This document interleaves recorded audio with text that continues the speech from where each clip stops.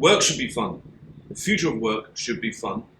And employers need to think about the environment they're creating in the workplace.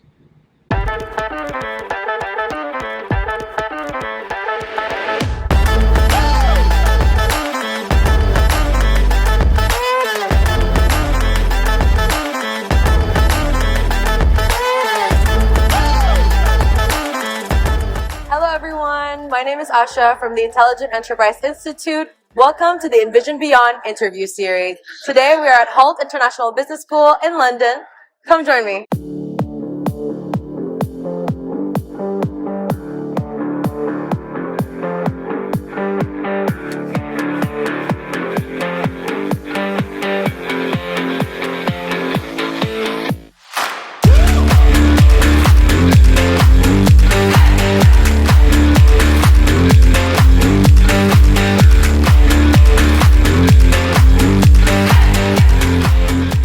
Hello everyone, I'd like to welcome you all to the Envision Beyond interview series. I'm joined here today by Ronan Gruenbaum, the Global Director of Undergraduate Learning and Development at Hult International Business School. He's also the former Dean of the London Undergraduate Campus. Thank you for joining us today, Ronan. Thank you very much, Asha.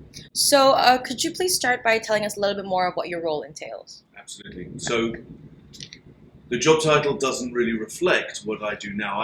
Since I stopped being the Dean of the London Undergraduate Campus, I've been responsible completely for corralling all the faculty and other resources into building the new Bachelor of Business Administration program at Hult, which is radically different from just about any kind of bachelor program that any institute is currently running. Hult International Business School has always believed in learning by doing, and this program ensures students are actually doing every single time. So they are working in teams in every class, focusing on one challenge, looking at the pedagogy of how people learn. So all the content is interwoven. You don't have standalone siloed courses anymore. And very, very importantly, we focus on assessing, not just teaching and assessing and measuring skills and mindsets. So all of this is focused on trying to ensure that our students on graduation are best placed to meet the needs of the employers. We've done a lot of research into what employers want. We've done a big data approach as well as interviews, and it is very, very clear that most universities, and there's been lots of research about this by other institutions, most universities are not meeting the needs of what employers want, and they're still teaching theory. Now, theory can be obtained from the internet, it can be obtained from Wikipedia and Wikiversity and textbooks and libraries, and it doesn't teach people how to do. So when they go into the workplace, they are not able to work in teams, to lead teams, to support leaders, and to have the essential skills that employers want globally. It's not just focused on the UK or the USA, for example. Thank you so much for that short introduction of Hult. I know that you value a lot of forward-thinking ideas for this university, and it would be the perfect opportunity for us to explore this topic of the month, which is how technology can help the future of work more human, and explore how it will impact the future of education and the learning experience. So when it comes to the digitalization of the learning experience, how do you think digitalization has changed the teaching experience in the last 10 years compared to the last 2 years? It's interesting, of course, that you mentioned 2 years, because the pandemic changed the delivery of education for institutions all over the world, and many schools, universities have had to embrace online elements of teaching which they never expected to and they weren't prepared to do. For us at Hult, it wasn't a huge step, because we'd already been using online platforms for content delivery through the learning management system that everyone has, but also assessments, exams, tests, everything was done online previously.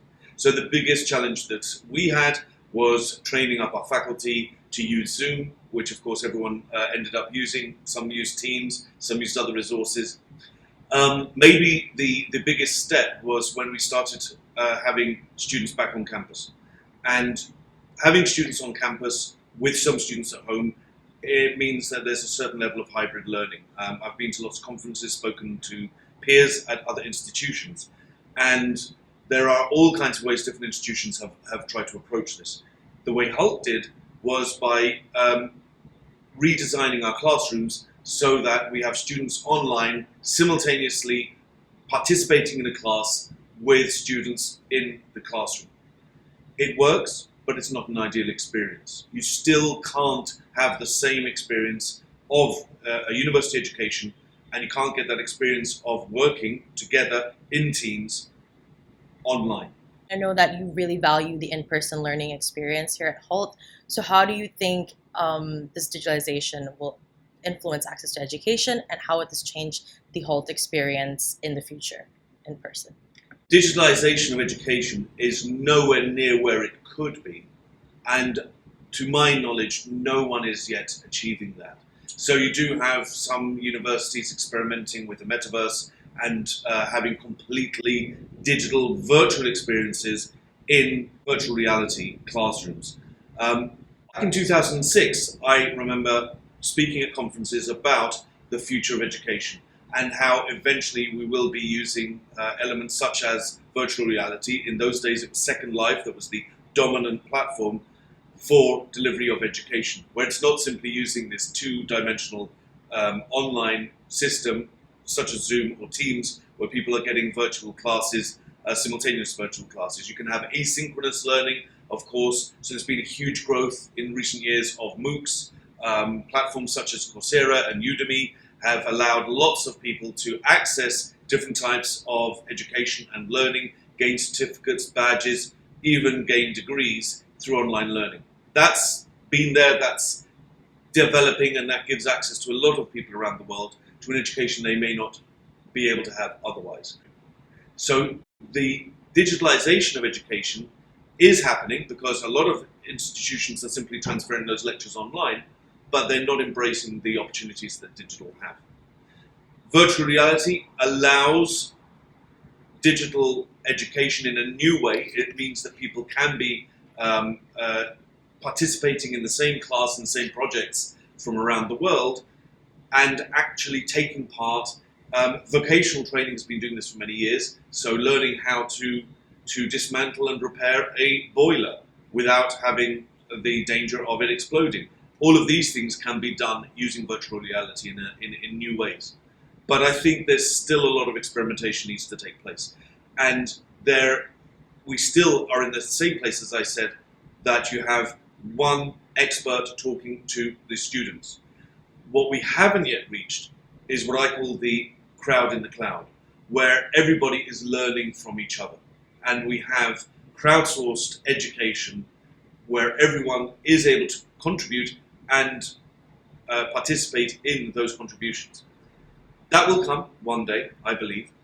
We will move away one day from this paradigm of the expert delivering their knowledge to everybody. But university systems are built this way. Professors are employed to give their expertise and their teaching to hundreds of people at the same time. As I say, at Hult, we're trying to do things differently, and we're getting teams working together. Students are working together and learning from each other, working on a challenge as if they were in a real workplace. And the professor, it becomes a little bit more of the guide, of a manager, helping students achieve what they need to for those challenges, for those particular projects. But that does not look at the digital aspect. There's still lots of places we can go with digital education. And I think the coming years will be very, very important.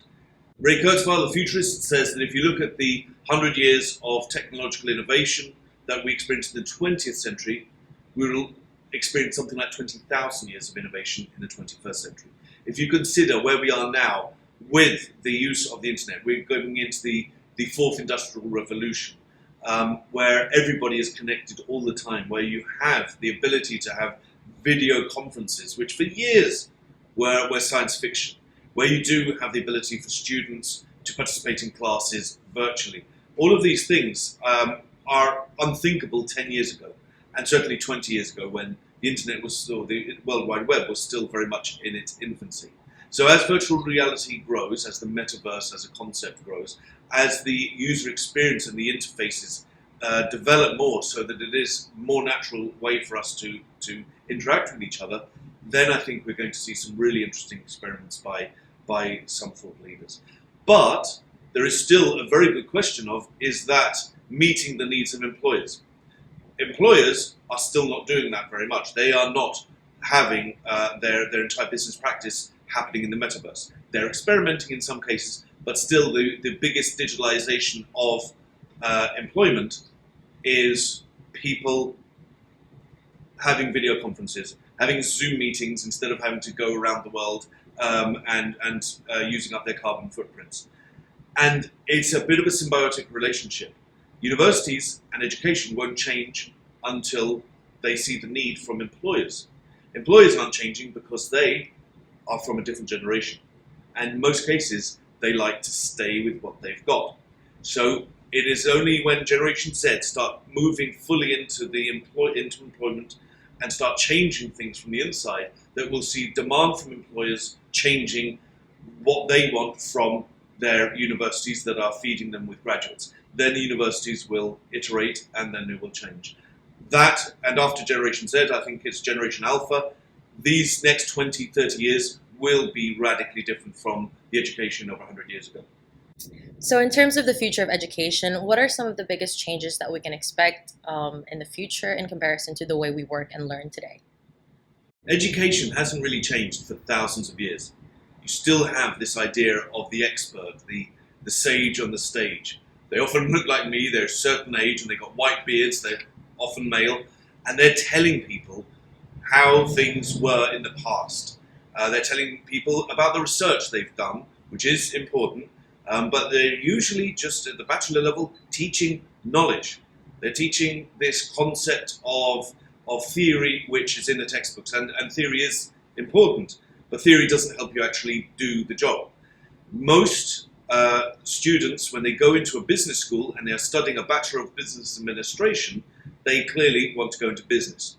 And to do business, you actually have to study business, you have to learn business. This is something we strongly believe at Hult, that you have to learn by doing. In the same way, you wouldn't necessarily want a surgeon to operate on you who hadn't already gone through many hours of training, practicing those operations, and very, very closely supervised by a more experienced surgeon. It's not just looking at the books of how the body works. So business is, in a similar way, dependent on people understanding how to do things when they go into the workplace. And employers more and more are asking for this. There's been all kinds of research into how universities are not meeting the needs, not just at the bachelor level, but also at master's and MBA levels. Universities are not meeting the needs of employers around the world. So for Hult, a very, very important part of developing our new Bachelor of Business Administration was looking at the mindsets and skills that students need to go into business. Now, we chose those skills and mindsets first by a few years ago doing interviews with chief executives of Fortune 500 companies, and then more recently partnering with Burning Glass Technologies to do a big data approach where we mined the job postings for millions and millions and millions of jobs globally, and then looked at the different levels. Are they looking for MBA graduates? Are they looking for master's graduates? Or are they looking for graduates coming straight out of their bachelor degree? So this data, which originally was many, many, many millions, the original data I think was 500 million different job postings, not all of them aimed at people looking to work in business. When we passed that down, just for the bachelor degree, for example, we were able to identify the skills that employers are looking at. And this is incontrovertible truth. It's in the job postings. But employers don't know how to actually search for this. So the biggest two skills that employers are looking for from graduates, it's not if they can do an ANSOF matrix for market expansion, or can they do a net present value. Students can learn that when they are in the business, and they learn what is required by that business, by that team, when they join a particular organization. But the generic skills and mindsets that students need are not yet being taught, and this is something we've incorporated into our program. So the foundation of our program is built on 5 mindsets: a global mindset where students embrace diversity as a strength and look always at the global context, not just their small local community. The growth mindset, where students are looking to learn from their mistakes, where they're asking for feedback. And they receive that feedback without getting defensive and understanding that we will all only get better and grow if we learn from mistakes. Mistakes are not a bad thing. Every successful entrepreneur has made mistakes in the process, and until they find the best product or service that the market needs. The ethical mindset. Ethics in the olden days for business education was one add-on course on corporate social responsibility, and that was job done, box ticked, who cares? Ethics should run through every single thing our students do and everything employers do. So that everything, whether they are thinking about recruiting and employing people, they're looking at diversity, equity, inclusivity and belonging in the foundational part of their job search. When they're looking at using supply chains, are they going to look at an ethical supply chain? Will they examine very closely, if they're outsourcing, that the outsourced factory, for example, is not outsourcing itself to another third party, maybe that employs child labour? Is there a factory? Is the company going to look at how to make sure the factory does not produce any pollution, rather than simply paying a fine when they are polluting and they get caught? Ethics is fundamental, and the planet will only get better if organisations incorporate this rather than waiting for governments to mandate it. The entrepreneurial mindset. Everything should be thinking about how can we improve, how can we make things better. Not simply, oh, we've got a lovely product, a lovely organisation, that's it, now we can all go home. But always looking to make things better. And then self-awareness. The number one indicator of success as a leader is self-awareness. So we want our students to develop self-awareness. Those are the 5 mindsets. If students have developed those, they can develop the core skills that run through the core part of our program. The core skills, which I already mentioned, communication skills and collaboration skills, are supplemented also by critical thinking. So are you properly looking at the sources of your research? Are you properly asking the questions of your team, of your suppliers, of your customers, to make sure that you understand what the market needs and how you can supply it best? Creative thinking, which is partly about problem solving. It is also thinking about how to build on innovation and think creatively in every possible way. And the 5th one is learning to learn. Only 10% of what people do in the workplace usually comes from formal qualifications and formal training. 20% comes from mentors and peers telling people how to do particular things. But 70% is people learning on the job. To learn on the job, you need to have certain skills of asking the right questions, knowing where to look for certain information. And that learning to learn skill is something that students will need when they are not just in their first job, but as they go through their entire career. These mindsets and these skills are fundamental. But how do you see if somebody has good collaboration skills? We've broken that down into 16 subcategories and 12 subcategories for mindsets.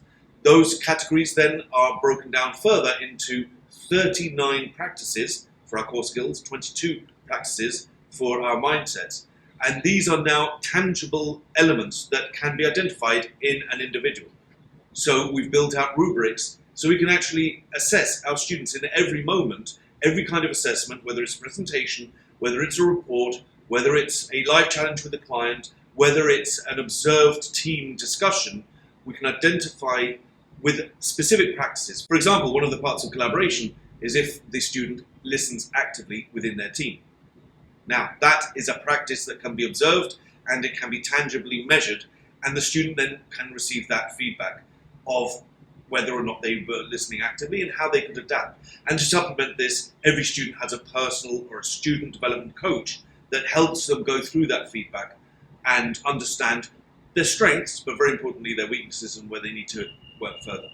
And I think that's something that we see a lot in recruitment and hiring nowadays, where a lot of companies expect years of experience for someone who recently graduated. So what do you think businesses need to adapt or change to make the most out of the next generation?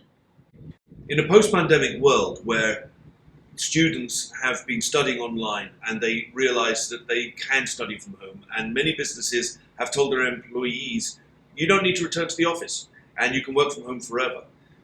Businesses need to consider how you can still build a culture if you are allowing employees to work from home on a long-term or permanent basis. There's a lot of danger of giving people that flexibility, because what you're going to have then is a complete change in culture, and you're going to lose any element of culture and the important parts of working together as teams that only come when you're talking with someone, the proverbial water cooler moments, when you're talking about things not always related to work, but you start to understand how your colleagues' minds tick and how you have to adapt your communication so that they understand you better. Something else to bear in mind with Generation Z and Generation Alpha, who are coming through in the next 5 to 10 years into full-time employment, is that they have a different attitude to companies, to work. It's not just that they're more concerned about the environment. Of course they are. They're the ones who are going to live with the worst aspects of climate change, where my generation will probably not see in the West, certainly, the huge catastrophes that are happening in certain parts of the world already. But they also need freedom. They need freedom and empowerment to work in ways that they feel appropriate to what they want to achieve, to have more opportunities to explore different areas of the working world, rather than just being told what to do and get on with it.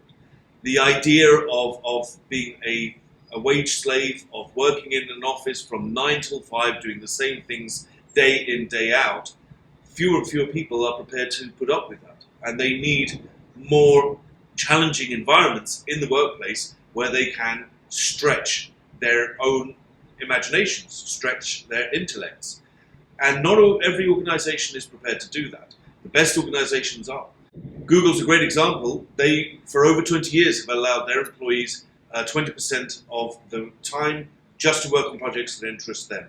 And in many cases, those projects came to nothing. In many cases, they became whole new potential revenue streams for the organization. The opportunity that students want and graduates want in the workplace to work on things that are interesting to them is an important one.